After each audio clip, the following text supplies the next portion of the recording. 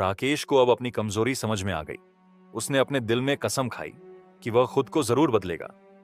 पहाड़ तोड़ने वाली हथेली इस समय राकेश को कोई मौका दिए बिना तुषार ने अपनी हथेली से हमला किया।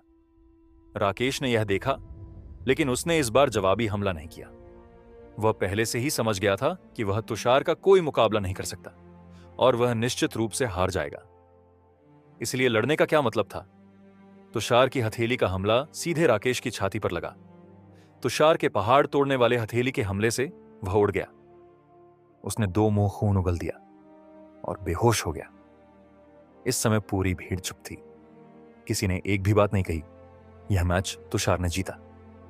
कुछ सांसों के बाद प्रतियोगिता के इस दौर की मेजबानी करने वाले व्यक्ति ने घोषणा की। थप थप ताली की आवाज तुरंत पूरे क्षेत्र में गूंज उठी। उपस्थित सभी लोग तुषार के लिए ताली बजा रहे थे और उसकी प्रशंसा कर रहे थे। अब टोकन नंबर 5 और टोकन नंबर 6 के धारक कृपया अखाड़े में प्रवेश करें। उस व्यक्ति ने फिर कहा। फिर से 2 युवक अखाड़े में प्रवेश कर गए और लड़ने लगे। यह जारी रहा। टोकन नंबर 7 और टोकन नंबर 8 के धारक कृपया प्रवेश करें। मोतियाना की जीतता है। टोकन नंबर 9 और टोकन नंबर 10 के धारक कृपया प्रवेश करें। अभिजीत जीतता है। टोकन नंबर के धारक टोकन नंबर 57 और 58 के धारक कृपया अखाड़े में प्रवेश करें। अब यह राघव की बारी थी लड़ने की। वह अखाड़े की ओर चला और उस पर चढ़ गया। एक युवक भी प्रतिभागियों की भीड़ से निकलकर उसके सामने रुका। नमस्ते, मैं विशाल हूं। उस युवक ने अपना हाथ ऊपर करके ये राघव से अपना परिचय दिया। ये राघव ने भी मुस्कुराते हुए जवाब दिया। विशाल भी क्यूई कंडेंसेशन दायरे के 7वें चरण में था। वे दोनों लड़ने के लिए तैयार हो गए। विशाल अचानक हरकत में आ गया। हालांकि वह क्यूई कंडेंसेशन दायरे के 7वें चरण में ही था, लेकिन उसकी गति क्यूई कंडेंसेशन दायरे के शिखर पर मौजूद मार्शल आर्टिस्ट से भी ज्यादा तेज थी। विशाल अचानक ये राघव के सामने प्रकट हुआ। उसके दाहिने हाथ में एक कुल्हाड़ी थी जो किसी को नहीं पता कि कहां से आई थी। उसने अपनी कुल्हाड़ी से बेतहाशा वार किया। पहाड़ तोड़ने वाला, भले ही ये राघव विशाल जितना तेज नहीं था, भले ही उसने विशाल की हरकत नहीं देखी, और जब विशाल अचानक उसके सामने आया और अपनी कुल्हाड़ी से हमला किया तो वह थोड़ा हैरान हुआ। फिर भी वह शुरू से ही तैयार था। उसके हाथ में कहीं से एक तलवार भी आ गई। उसने अब तक तलवार चलाने की कोई तकनीक नहीं सीखी थी, इसीलिए वह विशाल के हमले को रोकने के लिए केवल बेतरतीब ढंग से वार कर सकता था। उसने आने वाली कुल्हाड़ी को रोकने के लिए अपनी पूरी ताकत से वार किया। धमाका। जब 2 भयावह ताकतें एक दूसरे से टकराईं तो उससे निकली ऊर्जा तरंग एक भयंकर तूफान में बदल गई जो दूर तक फैल गई। इस समय यह राघव को 10 कदम पीछे हटने के लिए मजबूर होना पड़ा, जबकि विशाल केवल 4 कदम पीछे हटा। पहले हमले में विशाल ने बढ़त बनाए रखी। विशाल ने अपने चेहरे पर आश्चर्य भरे भाव के साथ ये राघव को देखा। उसे अपनी गति पर पूरा भरोसा था। उसने कभी नहीं सोचा था कि उसे कोई ऐसा आदमी मिलेगा जो उसके हमले को रोक सकता है। यह छोटा सा लड़का भी कुछ खास है। गहन आकाश संप्रदाय के संप्रदाय नेता ने दिलचस्पी से अपना सिर हिलाया और कहा, बेशक वह दिलचस्प है फॉर्मेशन। मास्टर ओजस ने मुस्कुराते हुए कहा, ओह, क्या यह हो सकता है कि मास्टर ओजस इस छोटे से लड़के को जानता हो? रेड मून संप्रदाय के संप्रदाय नेता ने कहा।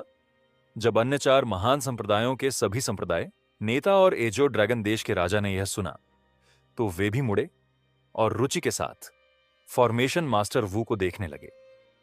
हे, मैं उसे नहीं जानता, लेकिन मुझे लगता है कि ग्रैंड मास्टर लुकास उसे जानता है। वह उस क्षण से उसे देख रहा है जब से वह छोटा सा साथी अखाड़े में चढ़ा है। फॉर्मेशन मास्टर ओजस मुस्कुराए और ग्रैंड मास्टर लुकास को देखा। ओ ग्रैंड मास्टर लुकास, क्या यह हो सकता है कि आप वास्तव में उसे जानते हो? व्हाइट स्नो संप्रदाय के संप्रदाय नेता ने हंसते हुए कहा। व्हाइट स्नो संप्रदाय की संप्रदाय नेता यहां की एकमात्र महिला थी। व्हाइट स्नो संप्रदाय महिलाओं की साधना के लिए व्यापक रूप से जाना जाता था। पुरुषों को इस संप्रदाय में प्रवेश करने की अनुमति नहीं है। ऐसा कहा जाता है कि इस संप्रदाय की उत्पत्ति ग्रैंड जिया साम्राज्य से हुई थी। कोई नहीं जानता कि सच्चाई क्या थी। ग्रैंड मास्टर लुकास ने प्रशंसा भरी नजर से फॉर्मेशन मास्टर ओजस को देखा। वह एक सांस के लिए हंसा और बोला, मैं वास्तव में उसे जानता हूं। वह इस बूढ़ी हड्डी का एकमात्र शिष्य है। उसका नाम ये राघव है क्या? ग्रैंड मास्टर लुकास, आपने वास्तव में एक शिष्य को स्वीकार किया है? रेड मून संप्रदाय के संप्रदाय नेता ने आश्चर्य से कहा। अपनी तरफ देखो, तुम एक छोटे बच्चे की तरह आश्चर्य में चिल्ला रहे हो। फाइट स्नो संप्रदाय के संप्रदाय, नेता ने हंसते हुए कहा। फिर उसने भी ये राघव को गहराई से देखा और फिर ग्रैंड मास्टर लुकास की ओर मुड़ी और कहा, ग्रैंड मास्टर लुकास, जहां तक मुझे पता है, आपने उस छोटे से लड़के संजीव को भी अपना शिष्य स्वीकार नहीं किया। संजीव स्वर्ग तलवार संप्रदाय का गौरव है और वह भी अग्नि तत्व शरीर के साथ पैदा हुआ था। वह अपने तीसरे हाथ की तरह आग को नियंत्रित कर सकता है, लेकिन फिर भी उसे आपने अस्वीकार कर दिया और आपने इस छोटे से साथी को अपना शिष्य स्वीकार कर लिया। क्या उसमें कुछ खास बात है? 5 महान संप्रदायों के सभी संप्रदाय के नेता और साथ ही एजियो ड्रैगन देश के राजा और फॉर्मेशन मास्टर ओजस सभी ने ग्रैंड मास्टर लुकास की ओर देखा। उनसे जवाब की उम्मीद में मुख्य रूप से स्वर्ग तलवार संप्रदाय के नेता ने ग्रैंड मास्टर लुकास की ओर गंभीरता से देखा। उनसे संतोषजनक उत्तर की उम्मीद में, जैसा कि व्हाइट स्नो संप्रदाय के नेता ने कहा, संजीव स्वर्ग तलवार संप्रदाय का गौरव था। जब संजीव ने ग्रैंड मास्टर लुकास को अपना गुरु स्वीकार करना चाहा, तो ग्रैंड मास्टर लुकास ने उसे अस्वीकार कर दिया। लेकिन अब उसने किसी अज्ञात व्यक्ति को अपना शिष्य स्वीकार कर लिया। स्वर्ग तलवार संप्रदाय के नेता की राय में यह उनके संप्रदाय के लिए एक अप्रत्यक्ष थप्पड़ था। ग्रैंड मास्टर लुकास ने पहले ये राघव को देखा, जो अभी भी विशाल के साथ लड़ रहा था, और फिर वह अपने बगल में अन्य चेहरों को देखने के लिए मुड़ा और कहा, संजीव वास्तव में आग को बहुत अच्छी तरह से नियंत्रित कर सकता है और वह एक अद्भुत कीमियागर भी बन सकता है। अगर वह मेरे या किसी अन्य मास्टर कीमियागर द्वारा सिखाया गया, मुझे उम्मीद है कि आप मेरी बात पर बुरा नहीं मानेंगे। ग्रैंड मास्टर लुकास ने स्वर्ग तलवार संप्रदाय के संप्रदाय नेता की ओर देखा और कहा, मुझे ग्रैंड मास्टर लुकास की बातों पर क्यों बुरा लगेगा? स्वर्ग तलवार संप्रदाय के संप्रदाय नेता ने जल्दी से कहा। ग्रैंड मास्टर लुकास ने अपना सिर हिलाया और कहा, मैंने संजीव को अस्वीकार करने का कारण उसका स्वभाव है। वह दूसरों द्वारा बहुत आसानी से उकसाया जा सकता है। उसकी आंखों में हत्या का इरादा भी बहुत ज्यादा है। इतनी कम उम्र में उसने वास्तव में एक पूरे परिवार को सिर्फ इसलिए मार डाला क्योंकि उस परिवार के बेटे ने उसके खिलाफ कुछ कहा था। मैं एक भिखारी को अपना शिष्य स्वीकार कर सकता हूं, लेकिन मैं इस तरह के व्यक्ति को अपना शिष्य कभी नहीं मानूंगा।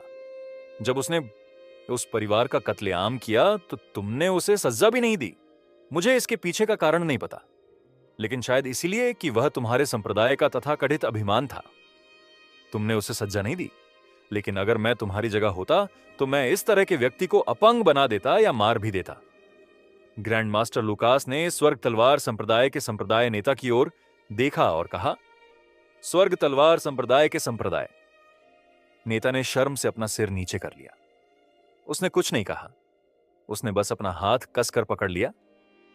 यह पहले से ही सभी को पता था कि संजीव ने एक बहुत छोटी सी बात के कारण एक पूरे परिवार का कत्लेआम किया था, और जैसा कि ग्रैंड मास्टर लुकास ने कहा, उसने संजीव को सजा नहीं दी क्योंकि वह अपने संप्रदाय स्वर्ग तलवार संप्रदाय का अभिमान था। 26 साल की उम्र में वह पहले से ही मार्शल किंग दायरे का विशेषज्ञ है। इस तरह का स्वर्ग का अभिमान बहुत दुर्लभ था, शायद 200 या 300 साल में भी नहीं। अन्य सभी संप्रदाय के नेता भी स्वर्गीय तलवार संप्रदाय के नेता को अपने चेहरे पर एक उपहासपूर्ण मुस्कान के साथ देखते रहे। केवल राजा उदासीन रहा। अखाड़े में विशाल और ये राघव ने पहले ही एक दूसरे के साथ दसियों चालें खेली थीं, लेकिन कौन विजेता होगा यह निर्धारित करना अभी भी मुश्किल था। ये राघव ने अपनी तलवार को अपनी छाती तक उठाया और अपने दूसरे हाथ से उसे सहलाया। फिर उसने उसमें अपनी आत्मिक ऊर्जा भर दी। अचानक तलवार चांदी की रोशनी से चमकने लगी, लेकिन चूंकि ये राघव को तलवार चलाने का कोई मार्शल आर्ट कौशल नहीं पता था, इसलिए उसने अपनी तलवार से विशाल पर बेतरतीब ढंग से वार किया। विशाल ने भी अपनी कुल्हाड़ी ये राघव के कंधे पर मारी, लेकिन ये राघव का हमला उसी समय निकल गया। राघव ने अपनी तलवार को अपनी छाती तक उठाया और अपने दूसरे हाथ से उसे सहलाया। फिर उसने उसमें अपनी आत्मिक ऊर्जा भर दी। अचानक तलवार चांदी की रोशनी से चमकने लगी, लेकिन चूंकि राघव को तलवार चलाने का कोई कौशल नहीं आता था, इसलिए उसने अपनी तलवार से विशाल पर बेतरतीब ढंग से वार किया। विशाल ने भी अपनी कुल्हाड़ी राघव के कंधे पर मारी, लेकिन राघव का हमला उसी समय हुआ। दोनों के हमले एक बार फिर एक दूसरे से टकराए और हवा में एक तेज आवाज गूंजी। उसी समय एक धमाकेदार आवाज के साथ विशाल की कुल्हाड़ी अखाड़े की सतह पर गिर गई। लेकिन आश्चर्य की बात यह थी कि विशाल अभी भी कुल्हाड़ी का हैंडल पकड़े हुए था। जब भीड़ ने यह देखा तो आश्चर्य से उनके मुंह खुले रह गए। कुल्हाड़ी का हैंडल राघव की तलवार से बहुत तेजी से कट गया था, इतना कि हैंडल पर खुरदरी सतह का जरा सा भी हिस्सा नहीं था। पहाड़ ढाने वाली मुट्ठी ठीक उसी समय जब विशाल की कुल्हाड़ी राघव की तलवार से कटकर मैदान में गिरी, राघव ने अपना अगला हमला तैयार किया। और जब विशाल समेत सभी लोग अभी भी कुल्हाड़ी को देख रहे थे, तो राघव ने अपने पहाड़ ढाने वाली मुट्ठी से हमला कर दिया। धमाका! राघव की मुट्ठी का हमला विशाल की छाती पर लगा और इस हमले से विशाल उड़ गया। वह सीधे मैदान से उड़कर जमीन पर गिर गया। विशाल के पास हवा में धीरे धीरे धूल और मिट्टी उड़ने लगी। राघव ने यह लड़ाई जीत ली है। एक आवाज सुनाई दी। यह घोषणा उस व्यक्ति ने की थी जो प्रतियोगिता के इस द्वार की मेजबानी कर रहा था। तब सभी लोग तालियां बजाने लगे। राघव ने भी हर दिशा में सिर झुकाया और फिर अखाड़े से नीचे चला गया। इसके बाद प्रतियोगिता जारी रही। सभी युवा प्रतिभाओं ने अपने विरोधियों से लड़ाई की और जिन्हें जीतना चाहिए था, उन्होंने लड़ाई जीत ली। श्रीमुख ईशिका और अन्य प्रतिभाओं ने भी अपनी लड़ाई खूबसूरती से जीती। मुख्य रूप से श्रीमुख। उनके प्रतिद्वंद्वी ने लड़ाई के लिए मैदान में जाने से पहले ही सीधे हार स्वीकार कर ली।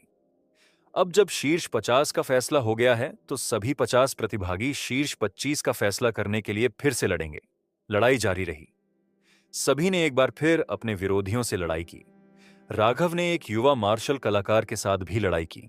उस युवक की ताकत उसके पिछले प्रतिद्वंद्वी से ज्यादा मजबूत थी। वह क्यूई कंडेंसेशन दायरे के 8वें चरण में था। थोड़ी देर तक लड़ने के बाद राघव ने आखिरकार लड़ाई जीत ली। इस लड़ाई में भी उसने अपने high grade profound rank martial art कौशल सेक्रेड फिंगर आर्ट से हमला करने का विकल्प नहीं चुना। वह इसे अपने लिए एक ट्रम्प कार्ड के रूप में बचा रहा था, जिसका उपयोग वह केवल तब करना चाहता था जब वह किसी विकट परिस्थिति में हो। तुषार ने भी अपनी लड़ाई जीती और उसके जैसे ही श्रीमुख ईशिका, अभिजीत और अन्य प्रतिभाशाली लोगों ने भी अपनी लड़ाई जीती। जल्द ही शीर्ष 25 का फैसला हो गया। इसके बाद वह आदमी एक बार फिर अखाड़े में उड़ गया और फिर हवा में अपना हाथ लहराया। उसके हाथ में पीतल से बना एक गोल गिलास दिखाई दिया। गिलास में एक ही आकार की कई छड़ियां भरी हुई थीं। फिर उसने कहा, सभी 25 प्रतिभागी इस गिलास से एक छड़ी चुनेंगे। यहां बिल्कुल 25 छड़ियां हैं, लेकिन एक छड़ी के निचले हिस्से पर लाल रंग है। आप में से जो कोई भी इस छड़ी को चुनेगा वह सीधे आगे बढ़ सकता है। उसे लड़ने की जरूरत नहीं है। बाकी सभी प्रतिभागियों को फिर से लड़ना होगा और यह लड़ाई शीर्ष 13 का फैसला करेगी। लेकिन हमें यहां केवल शीर्ष 10 की आवश्यकता है, इसलिए आप सभी को अन्य 12 प्रतिभागियों के साथ लड़ना होगा और अपने जीते हुए मैचों के अनुसार आप सभी को रैंक दी जाएगी। जो 11वें, 12वें और 13वें स्थान पर होंगे वे स्वतः ही बाहर हो जाएंगे। इस तरह केवल शीर्ष 10 ही बचेंगे और उनमें से पहला स्थान पाने वाला हमारा चैंपियन होगा। जब उसने यह कहा तो सभी चुप हो गए। राघव ने भी एक लंबी सांस ली। अब सभी कृपया अखाड़े में आए और गिलास से एक छड़ी चुनें। सभी 25 प्रतिभागी अखाड़े में चले गए और सावधानी से एक छड़ी चुनने लगे। वे सभी उस छड़ी को चुनना चाहते थे जिसका निचला भाग लाल रंग से रंगा हुआ था। सभी ने चुनने के बाद अपने हाथों में छड़ी को देखा और यह देखने के बाद कि वे भाग्यशाली नहीं हैं, वे दूसरे की छड़ी को देखने लगे। अब मैं घोषणा करता हूं कि श्रीमुख सीधे शीर्ष 13 में पहुंच जाएगा। शेष 24 प्रतिभागियों को 12 विजेता का फैसला करने के लिए एक प्रतिद्वंद्वी के साथ लड़ना होगा। वे सभी अभी भी दूसरे प्रतिभागियों के हाथों में स्टिक को देख रहे थे। तभी एक आवाज़ सुनाई दी। सभी ने पलटकर श्रीमुख की ओर देखा। उसके हाथ में वाकई वह भाग्यशाली स्टिक है। सभी ने आह भरी और अपना सिर हिलाया और फिर मैदान से नीचे चले गए। वह आदमी जो प्रतियोगिता की मेजबानी कर रहा था, उसने एक बार फिर अपने हाथ हिलाए और कई टोकन फिर से उड़कर 24 प्रतिभागियों के हाथों पर आ गिरे। सभी ने फिर से टोकन को देखा और देखा कि उस पर एक नंबर लिखा हुआ था। यह राघव ने भी देखा और पाया कि उसके टोकन का नंबर 10 था। अब टोकन नंबर 1 और टोकन नंबर 2 के धारक कृपया लड़ने के लिए मैदान में आई। एक बार फिर लड़ाई शुरू हुई। जो लोग लड़ाई जीत गए वे खुशी खुशी मैदान से नीचे आ गए, जबकि हारने वाले उदास चेहरे के साथ नीचे आ गए। टोकन नंबर के धारक कृपया मैदान में आई। धारक राघव ने भी देखा और पाया कि उसके टोकन का नंबर 10 था। अब टोकन नंबर 1 और टोकन नंबर 2 के धारक कृपया लड़ने के लिए मैदान में आए। एक बार फिर लड़ाई शुरू हुई। जो लोग लड़ाई जीत गए वे खुशी खुशी मैदान से नीचे आ गए, जबकि हारने वाले उदास चेहरे के साथ नीचे आ गए। टोकन नंबर के धारक कृपया मैदान में आए। धारक। अब टोकन नंबर 9 और टोकन नंबर 10 के धारक कृपया लड़ने के लिए मैदान में आए। फिर से लड़ने की बारी राघव की थी। उसने चलना शुरू किया और फिर मैदान में चढ़ गया। इस बार उसका प्रतिद्वंद्वी एक प्यारी सी दिखने वाली युवा लड़की थी, जो क्यूई कंडेंसेशन दायरे के 8वें चरण में भी थी। नमस्ते, मैं राघव हूं। राघव ने अपना हाथ ऊपर किया और मुस्कुराते हुए अपना परिचय दिया। उस लड़की ने राघव की तरफ देखा और फिर उसने भी अपना हाथ ऊपर करके जवाब दिया। नमस्ते, मैं मायरा हूं। मायरा। राघव ने यह नाम दोहराया और श्रीमुख की तरफ देखा, जो अपनी आंखें बंद करके बैठा था। क्या मायरा और श्रीमुख के बीच कोई रिश्ता है? शायद वे दोनों एक ही परिवार से हैं। तुम क्या कर रहे हो? अगर तुम लड़ नहीं रहे हो तो कृपया हार मान लो। मायरा ने देखा कि राघव श्रीमुख और उसे देख रहा था। उसे यह देखकर गुस्सा आया। ओह सॉरी, मैं बस यही सोच रही थी कि शायद तुम और श्रीमुख एक ही परिवार से हो। राघव शर्मिंदगी में हल्के से हंसा और बोला, वह मेरा चचेरा भाई है। मायरा ने बहुत धीमी आवाज में कहा। यह इतनी धीमी थी कि ऐसा लग रहा था कि वह अपने आप में कुछ बुदबुदा रही थी। राघव भी सुन नहीं पा रही थी कि उसने क्या कहा। वह पूछना चाहता था, लेकिन इस समय क्यूई संघनन क्षेत्र के 8वें चरण में एक मार्शल कलाकार की तीव्र आभा मायरा के शरीर से बाहर निकली। ठहर जाओ, मायरा ने हल्के से चिल्लाया। एक बर्फीली आभा फूट पड़ी और पूरा क्षेत्र तुरंत बर्फ की एक मोटी परत से ढक गया। राघव का पैर भी बर्फ की उस मोटी परत से ढका हुआ था, एक बर्फ तत्व शरीर। राघव ने आश्चर्य से उसकी ओर देखा। अगर यह पहले होता तो वह मायरा के इस हमले से डर सकता था, लेकिन अब उसके पास बीस्ट फायर है। वह बर्फ जैसे हमले से क्यों डरेगा? उसने अपना हाथ उठाया और उसकी हथेली में बैंगनी रंग की आग दिखाई दी। उसने अपना हाथ घुमाया और उस आग की एक किरण उसके पैर पर गिर गई।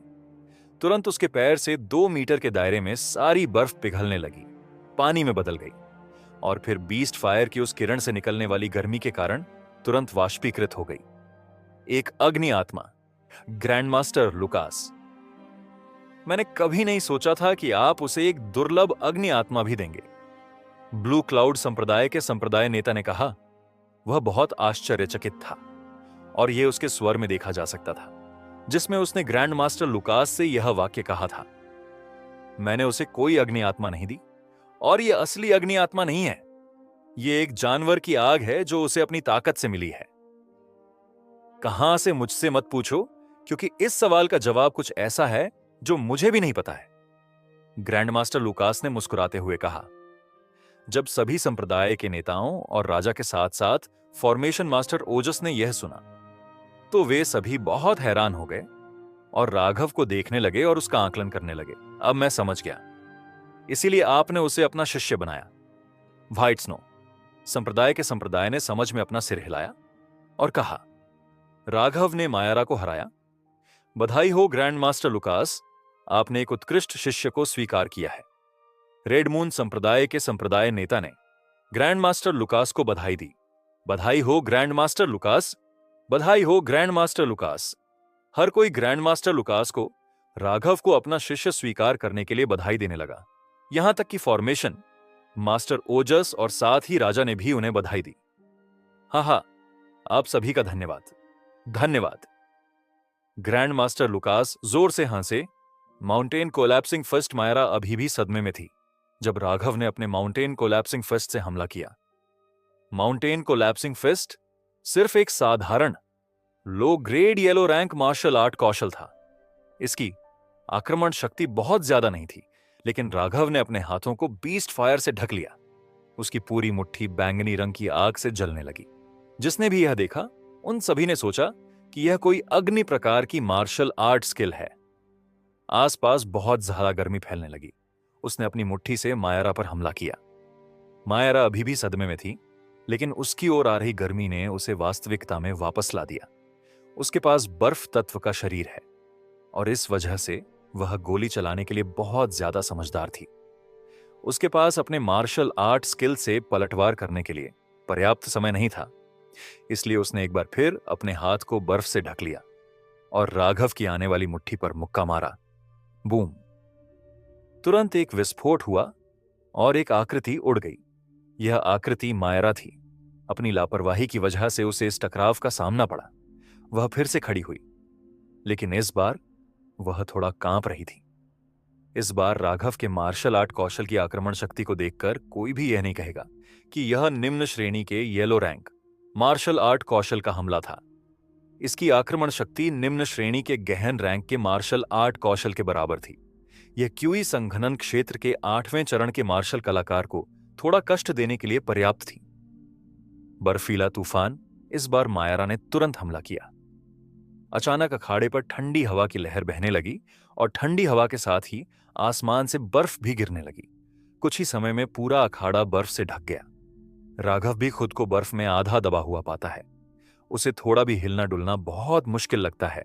वह फिर से बीस्ट फायर का इस्तेमाल करके बर्फ को पिघलाना और खुद को मुक्त करना चाहता था, लेकिन ठीक इसी समय उसे ऐसा लगा जैसे किसी ने उसके पैर को पकड़ लिया हो और तुरंत ही उसने उसे जोर से खींच लिया।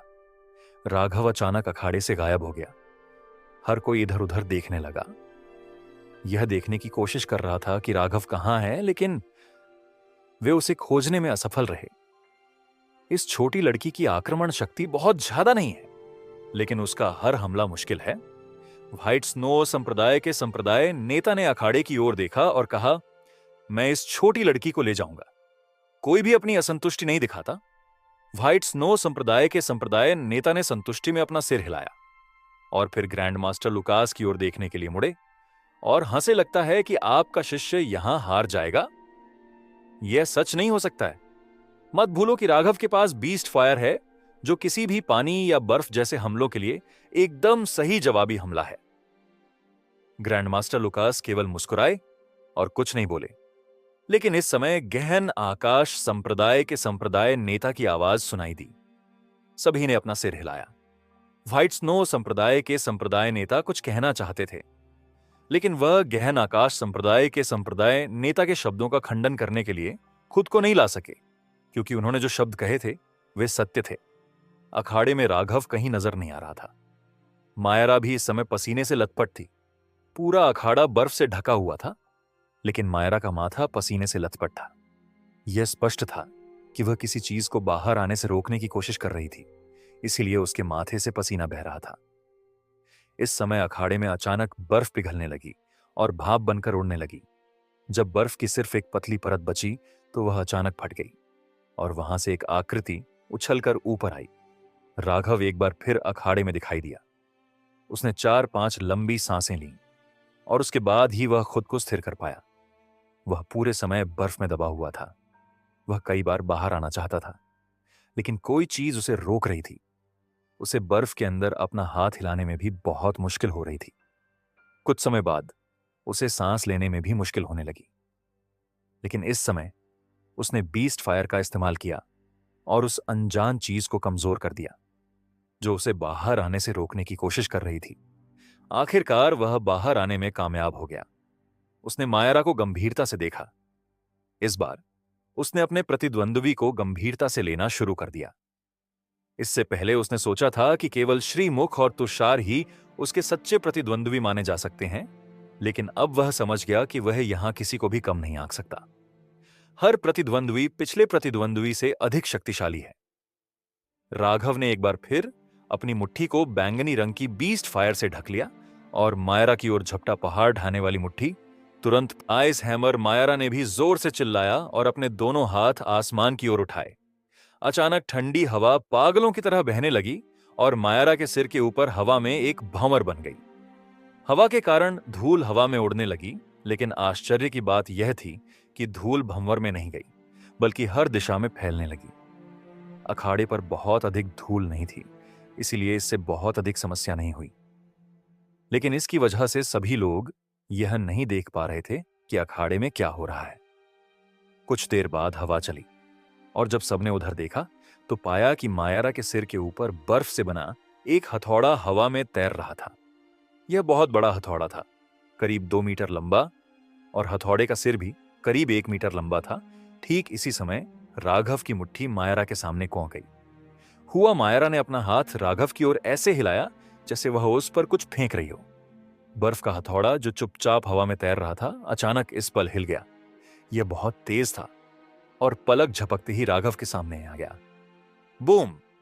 राघव की माउंटेन कोलैप्सिंग फिस्ट, जिसे उसने बीस्ट फायर और मायारा के आइस हैमर की मदद से अंजाम दिया था, दोनों एक दूसरे से टकरा गए। लोगों की भीड़ ने सिर्फ राघव को खून की एक बूंद खांसते हुए देखा और तुरंत ही अखाड़े का नजारा बदल गया। अचानक मंच पर घना कोहरा छा गया। इसने तुरंत पूरे मैदान को ढक लिया। कोई भी यह नहीं देख पा रहा था कि मैदान में क्या हो रहा है। क्या हुआ? अचानक मैदान पर इतना कोहरा क्यों छा गया? मुझे कैसे पता चलेगा क्या हो रहा है? मैदान पर इतना कुछ देखकर लोग ऊंची आवाज में चर्चा करने लगे। चूंकि सभी लोग एक साथ बोल रहे थे, इसीलिए ऐसा लग रहा था जैसे युद्ध शुरू होने वाला है। चुप हो जाओ!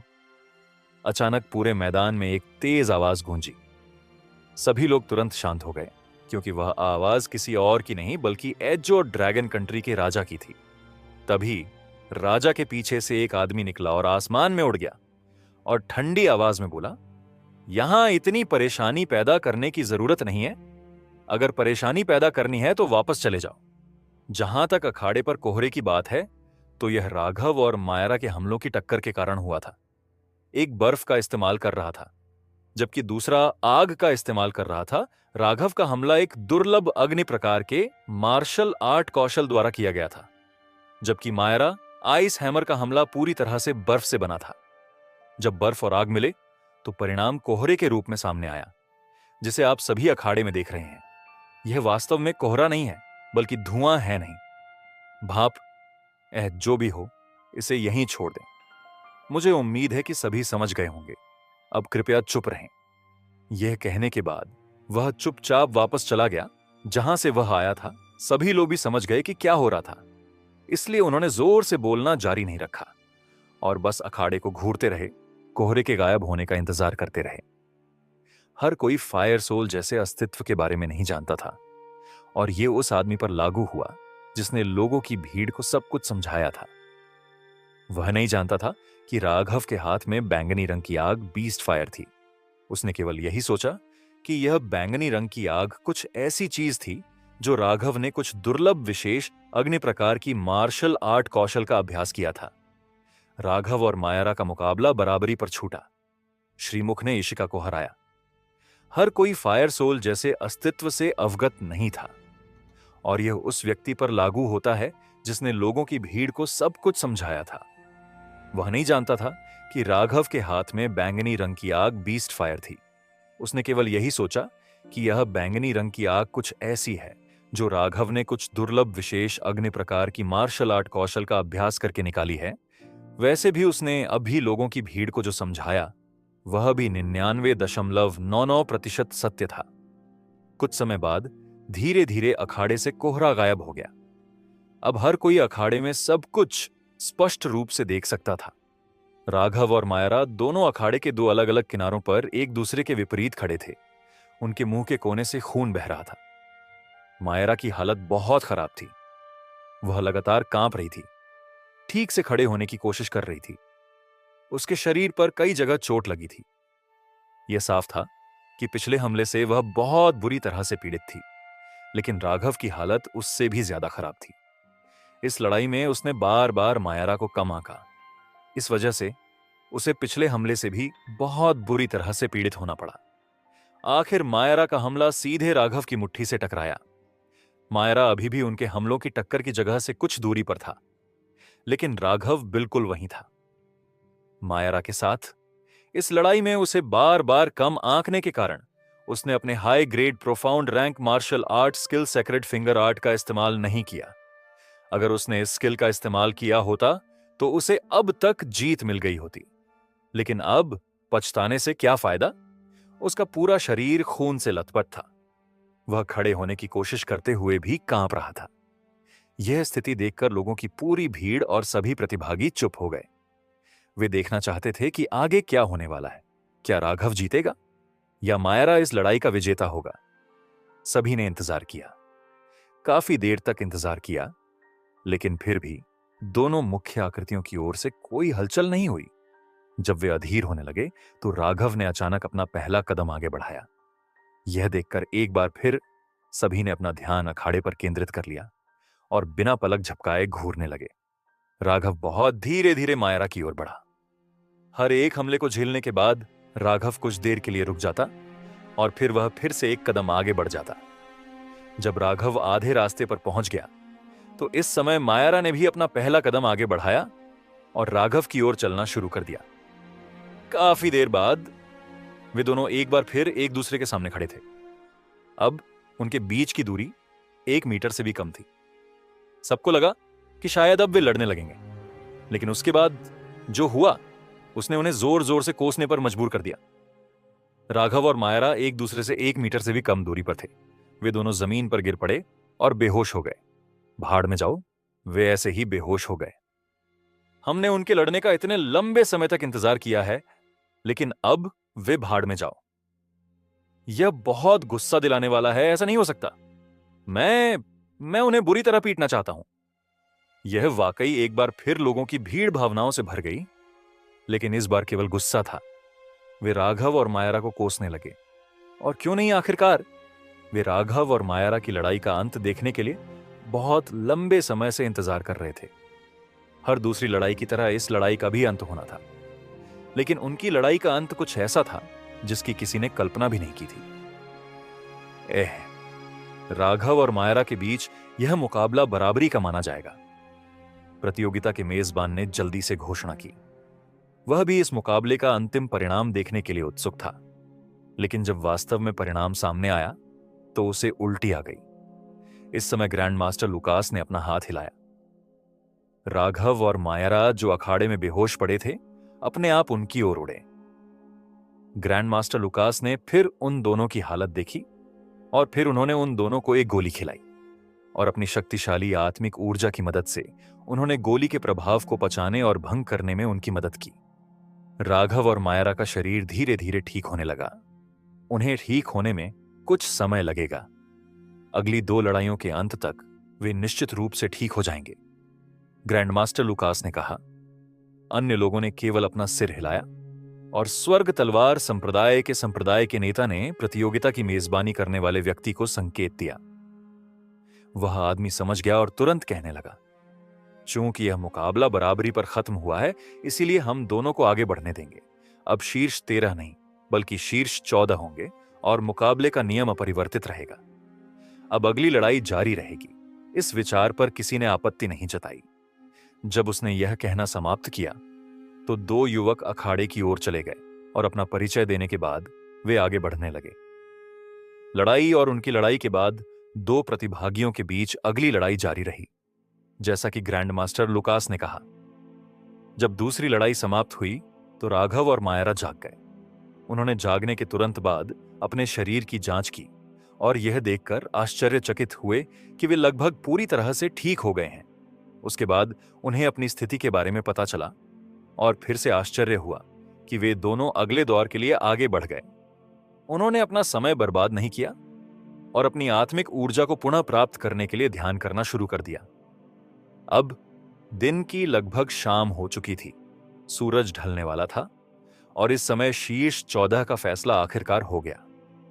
मेजबान फिर से हवा में उड़ गया और कहा, लड़ाई जारी रहेगी, जैसा कि हमने पहले ही घोषणा की है। आज प्रतियोगिता का आखिरी दिन है। शीर्ष 14 सभी एक दूसरे से लड़ेंगे। सभी 14 प्रतिभागियों को कुल 13 लड़ाई लड़नी है। 11वें, 12वें, 13वें और 14वें स्थान पर रहने वाले 4 प्रतिभागी बाहर हो जाएंगे। हर प्रतिभागी लगातार लड़ने का विकल्प चुन सकता है। यह प्रतिभागियों पर निर्भर करता है कि वे कैसे लड़ने जा रहे हैं। अब आप 14 युवकों में से एक प्रतिभागी कृपया मैदान में आई और लड़ाई शुरू करें। यह सुनकर 14 प्रतिभागियों में से हर एक ने एक लंबी सांस ली। उन्होंने एक दूसरे को देखा। शायद 13 विरोधियों को एक एक करके चुनौती देने के लिए मैदान में जाने वाले पहले व्यक्ति की तलाश कर रहे थे। राघव कोई अपवाद नहीं था। वह भी उत्सुक नजर से दूसरे प्रतिभागियों को देख रहा था। इस समय एक युवक आलस से मैदान की ओर चला गया। उस युवक की पीठ पर एक तलवार लटकी हुई थी। श्रीमुख या श्रीमुख था। वह चला और मैदान पर चढ़ गया। फिर वह अन्य 13 प्रतिभागियों को देखने के लिए मुड़ा। फिर उसने एक युवक की ओर इशारा किया। तुम मैदान में आओ। श्रीमुख ने कहा, मैं हार मानता हूं। उस युवक ने एक पल के लिए हिचकिचाने के बाद हार मान ली। वह जानता था कि अगर वह श्रीमुख से लड़ भी लेता तो भी वह जीत नहीं पाता, इसलिए लड़ने का क्या फायदा। यह देखकर श्रीमुख ने कुछ नहीं कहा। उसने दूसरे व्यक्ति की ओर देखा। मैं हार मानता हूं। उस युवक ने भी हार मान ली। श्रीमुख ने फिर से अपनी नजर घुमाई और दूसरे युवक की ओर देखा।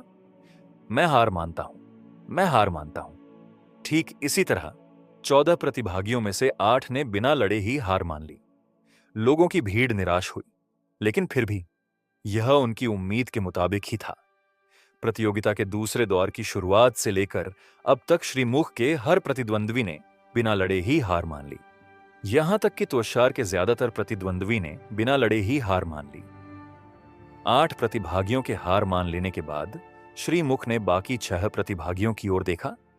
फिर उसने इशिका की ओर इशारा किया। इशिका ने कुछ नहीं कहा। उसने बस एक लंबी सांस ली और आगे बढ़कर अखाड़े में चढ़ गई। श्रीमुख के साथ साथ बाकी लोगों ने भी सिर हिलाया। यह उनकी उम्मीद के मुताबिक था। इशिका भी एक मशहूर प्रतिभाशाली व्यक्ति थी। वह बिना लड़े हार कैसे मान सकती है। श्रीमुख और इशिका दोनों ने एक दूसरे को देखा। श्रीमुख बिना आगे बढ़ने या हमला करने के इरादे के बस अपनी जगह पर खड़ा रहा। जब इशिका ने यह देखा तो उसे गुस्सा नहीं आया। उसने फिर से एक लंबी सांस ली और फिर आगे बढ़कर श्रीमुख पर हमला किया।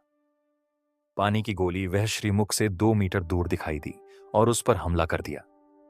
अचानक हवा में पानी से दर्जनों गोलियां बनी और श्रीमुख की ओर बढ़ीं। श्रीमुख अभी भी अपनी जगह पर खड़ा था। जब पानी की गोली उसके शरीर को छूने वाली थी तो अचानक एक आभा, जो मूल कोर दायरे के एक मार्शल कलाकार की थी, श्रीमुख के शरीर से फूट पड़ी। इशिका की दर्जनों पानी की गोलियां तुरंत बिखर गईं। इशिका की पानी की गोलियों की संख्या श्रीमुख के शरीर से निकली। आभा से तुरंत चकनाचूर हो गई। मैं हार स्वीकार करती हूं। इशिका ने निराशा में हार स्वीकार की। वह शुरू से ही जानती थी कि वह श्रीमुख के साथ यह लड़ाई हारने वाली है, लेकिन फिर भी उसके दिल में कहीं ना कहीं एक उम्मीद थी कि वह जीत सकती है। उसने सोचा कि श्रीमुख अभी भी क्यूई कंडेंसेशन दायरे के शिखर पर एक मार्शल कलाकार है, लेकिन अब जब श्रीमुख मूल कोर दायरे के मार्शल कलाकार की आभा के साथ फट गया तो उसके दिल से उम्मीद की वह छोटी सी किरण तुरंत बुझ गई। श्रीमुख जीत गई। एक बार फिर मेजबान ने परिणाम की घोषणा की। उसके बाद श्रीमुख ने अभिजीत की ओर इशारा किया और अभिजीत ने भी बिना लड़े ही हार मान ली। क्या मैं मूर्ख हूं? क्या मैं ओरिजिन कोर रियल्म के मार्शल आर्टिस्ट से भी जीत सकता हूं? क्या लड़ने की भी जरूरत है? अगर मैं उससे लड़ भी जाऊं तो भी मैं हार जाऊंगा। इतने सारे लोगों के सामने खुद को शर्मिंदा करने से बेहतर है कि मैं सीधे हार मान लूं। यह देखकर श्रीमुख ने बिना किसी भावना के फिर से बाकी 3 प्रतिभागियों की ओर देखा। ये 3 प्रतिभागी राघव, तुषार और मायारा थे। फिर उसने मायारा की ओर देखा और उसने भी उसकी ओर देखा। उन दोनों की आंखों में थोड़ा सा दुख और कड़वाहट भरा भाव था। मैं हार मानता हूं। मायारा ने भी बहुत धीमी आवाज में हार मान ली। श्रीमुख ने बिना कुछ कहे कुछ देर तक मायारा को देखा और मायारा ने भी श्रीमुख को देखा। फिर श्रीमुख ने अपना सिर थोड़ा घुमाया और तुषार और राघव को देखा। वे दोनों ही ऐसे लोग थे जो उसके प्रतिद्वंद्वी बनने के योग्य थे। इस बार श्रीमुख द्वारा उनमें से किसी एक की ओर इशारा करने का इंतजार किए बिना राघव अखाड़े की ओर चल पड़ा। राघव को अखाड़े की ओर चलते देख तुषार, जो अखाड़े की ओर चलने ही वाला था, एक भी कदम आगे बढ़ाए बिना ही अपने रास्ते पर रुक गया। उसने राघव को देखा जो क्यूई कंडेंसेशन दायरे के 7वें चरण में गंभीरता से था। इस समय उसे वह भी याद आ गया जो श्रीमुख ने बैटल रॉयल से पहले उससे कहा था। राघव शक्तिशाली था और वह उसे कम नहीं आंक सकता। राघव सतह पर दिखने वाले से कहीं ज्यादा शक्तिशाली है। हालांकि उसके दिल में अभी भी संदेह था, लेकिन फिर भी उसने श्रीमुख के शब्दों पर भरोसा करना चुना। जब भी राघव की लड़ाई की बारी आती, तुषार हमेशा उसकी सभी लड़ाइयों को गंभीरता से देखता। फिर भी वह मायरा के साथ पिछली लड़ाई तक उसमें कुछ खास नहीं देख पा रहा था। वह बैंगनी रंग की लौ, उसे लगा कि राघव के हाथ में बैंगनी रंग की लौ खतरनाक थी और यह खतरा पैदा कर सकती थी। लेकिन फिर भी यह इतनी बड़ी समस्या नहीं थी। फिर आखिर क्यों श्रीमुख ने राघव को इतना महत्व दिया? तुषार यह समझ नहीं पा रहा था। इस समय जब उसने राघव को श्रीमुख द्वारा अपना प्रतिद्वंद्वी चुनने की प्रतीक्षा किए बिना अखाड़े की ओर चलते देखा, तो फिर से यह दिखा कि राघव दूसरों से अलग था। उसका यह साहस ही प्रशंसा के योग्य था। अब वह देखना चाहता था कि राघव श्रीमुख के सामने कैसा प्रदर्शन करेगा। राघव आया और श्रीमुख के सामने खड़ा हो गया। यह देखकर कि यह राघव था, श्रीमुख के भावहीन चेहरे पर अचानक एक दुर्लभ मुस्कान छा गई। उसने राघव की ओर सिर हिलाया और राघव भी उसे देखकर मुस्कुराया। फिर दोनों ने लड़ने के लिए एक दूसरे के खिलाफ अपना रुख अपनाया। पहाड़ ढाने वाली मुट्ठी राघव ने फिर से अपनी मुट्ठी को बीस्ट फायर से ढकते हुए माउंटेन कोलैप्सिंग फिस्ट को अंजाम दिया। उसने श्रीमुख की छाती पर मुक्का मारा। श्रीमुख फिर से ओरिजिन को रियल मार्शल आर्टिस्ट की आभा के साथ भड़क उठा। उम्मीद है कि वह सिर्फ अपनी आभा से राघव के मुट्ठी के हमले को रोक सकेगा। ऐसा नहीं था कि वह राघव को कम आंक रहा था, बस वह देखना चाहता था कि सिर्फ अपनी आभा से वह राघव के हमले को कितना रोक सकता है। धमाका श्रीमुख की आभा की वजह से राघव के हमले की आधी ताकत कम हो गई थी, लेकिन फिर भी यह श्रीमुख की छाती से टकरा गई और श्रीमुख को 5 कदम पीछे हटने के लिए मजबूर होना पड़ा। बहुत शक्तिशाली। यह देखकर तुषार प्रशंसा करने से खुद को रोक नहीं सका। फिर उसने मायरा की ओर देखा। मायरा सिर्फ क्यूई कंडेंसेशन रियल्म के 8वें चरण में एक मार्शल आर्टिस्ट थी और उसने कई बार राघव के मुट्ठी के हमले का सामना किया। इससे पता चला कि वह कमजोर भी नहीं थी, वह बहुत मजबूत थी। श्रीमुख ने 5 कदम पीछे हटकर खुद को संतुलित किया। फिर उसने अपना सिर उठाया और थोड़ा सिर हिलाते हुए मुस्कुराया। चलो, अपने सबसे शक्तिशाली हमले से हमला करते हैं। हम एक हमले से विजेता का फैसला करेंगे। चलो, एक व्यर्थ लड़ाई लड़ने में अपना समय बर्बाद न करें, श्रीमुख ने मुस्कुराते हुए कहा। राघव भी समझ गया कि श्रीमुख के उन शब्दों के पीछे क्या मतलब था। चाहे वह श्रीमुख के खिलाफ कितना भी लड़े, नतीजा वही होगा। यह उसका नुकसान होगा, क्योंकि वह कमजोर था और श्रीमुख मजबूत था। उसने यह भी समझा कि ऐसा नहीं था कि श्रीमुख नीचे देख रहा था उस पर नहीं, बल्कि वह यहां उपस्थित सभी को राघव की असली शक्ति दिखाने की कोशिश कर रहा था, जिसका इस्तेमाल राघव ने अपनी पिछली किसी भी लड़ाई में नहीं किया था। श्रीमुख के खिलाफ अपने निम्न स्तरीय कौशल के साथ लड़ना वास्तव में किसी काम का नहीं था। जब वह एक ही चाल से सीधे परिणाम पा सकता है, तो समय क्यों बर्बाद करे। आज के बाद जब हम अगली बार मिलेंगे, तो वह समय आज जैसा नहीं होगा। उस समय मैं तुम्हें गंभीरता से अपने साथ लड़ने के लिए मजबूर करूंगा। राघव ने एक लंबी सांस ली और फिर कहा। श्रीमुख केवल मुस्कुराया और सतह पर कुछ नहीं कहा, लेकिन उसके दिल में वह कुछ सोच रहा था। शायद नहीं, जब हम अगली बार मिलेंगे तो मैं अभी जितना शक्तिशाली हूं, उससे भी अधिक शक्तिशाली हो जाऊंगा। उस चीज की मदद से मेरी साधना की गति कुछ ऐसी है जिसे राक्षसी माना जा सकता है। अगर मेरी किस्मत न होती तो मैं उस जगह पर मर जाता। उस चीज ने मेरी बहुत मदद की और तलवार की। मेरी समझ भी एक नए दायरे को छूने वाली है। मेरी साधना भी एक छोटे से वर्ष में ही बॉडी टेम्परिंग दायरे के दूसरे चरण के साधक से बढ़कर मूल कोर दायरे के साधक तक पहुंच गई। मेरी साधना की इस गति से कोई कैसे मुकाबला कर सकता है। शायद अगली बार जब हम मिलेंगे तो तुम अभी भी क्यूई संघनन दायरे में होगे, जबकि मैं मार्शल किंग बन जाऊंगा।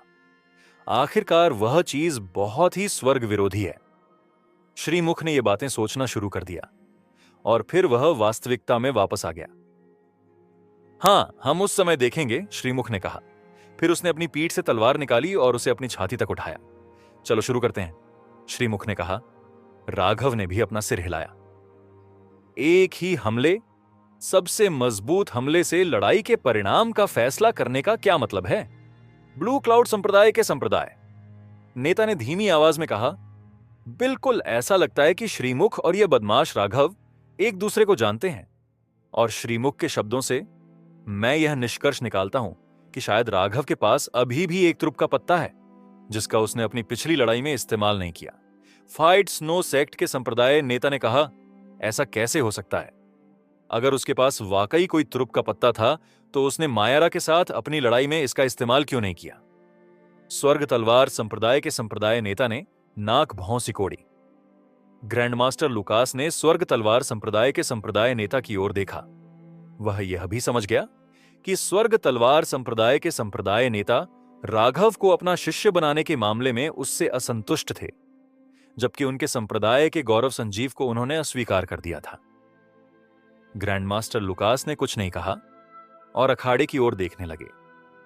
अखाड़े में राघव और श्रीमुख दोनों ने एक दूसरे को देखा और फिर अपने सबसे मजबूत हमले की तैयारी शुरू कर दी।